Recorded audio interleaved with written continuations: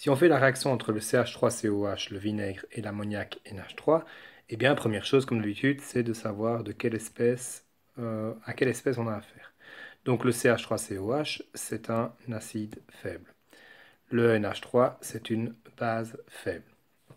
Si on regarde dans la table des Ka, et qu'on refait cette table juste pour ces deux couples-là, le couple le plus haut, c'est le couple de CH3COH, avec comme base conjuguée évidemment CH3CO-, et plus. Donc l'espèce qu'on a, nous, en présence au départ, c'est ceci.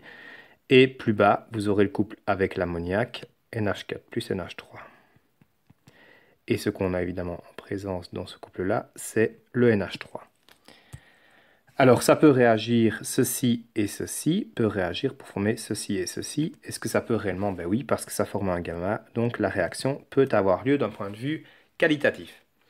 Maintenant, au niveau de l'écriture, comment écrire cette réaction? Eh bien, d'abord, l'acide, c'est CH3COOH. C'est un acide faible, donc c'est une réaction à l'équilibre. Il va donner son H+, et libérer également CH3COO-. La base, qui est une base faible, l'ammoniac, elle va capter un H, réaction à l'équilibre, pour former NH4+. La réaction globale de tout ça, ce qu'on appellera l'équation ionique, c'est CH3COH plus NH3 qui va donner, alors on ne sait pas, j'écris une flèche d'équilibre, mais en réalité on ne sait pas ce que c'est comme type de réaction, et ça va donner par contre CH3CO- plus NH4+. Justement, comment savoir si cette réaction est complète ou à l'équilibre? Eh bien, en calculant le Kc. Si le Kc est supérieur à 10 exposant 3, elle est complète. S'il est compris entre 10-3 et 10 exposant 3, elle est à l'équilibre. Alors, pour le calculer, eh bien, j'ai besoin des Ka. Donc ici, mon acide, c'est CH3COH. C'est l'acide donc du couple 1, qui est lié avec la base conjuguée CH3CO-, qu'on appellera la base du couple 1.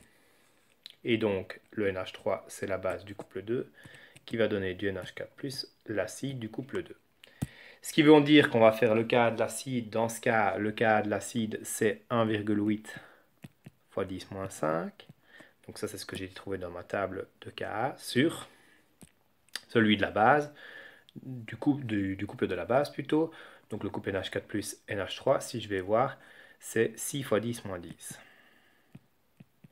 Si je fais ce calcul, on obtient 3 fois 10 exposant 4, ce qui est beaucoup plus grand que 10 exposant 3. On aura bien une réaction qui est considérée comme totalement complète. Et donc, pour terminer, je peux écrire, donc je peux mettre ma flèche de réaction complète, je peux écrire l'équation moléculaire, CH3COH plus NH3, qui va donner flèche de réaction complète. En réalité, ce qui se passe ici, comme je n'ai rien ajouté dans mes réactifs, eh bien, et vu que dans les produits, j'ai un qui est chargé négativement, l'autre qui est chargé positivement, eh bien, ils vont se mettre ensemble et former du CH3COO NH4. Et tous ces composés, évidemment, comme c'est une réaction qui se passe dans l'eau, on peut les écrire sous forme aqueuse.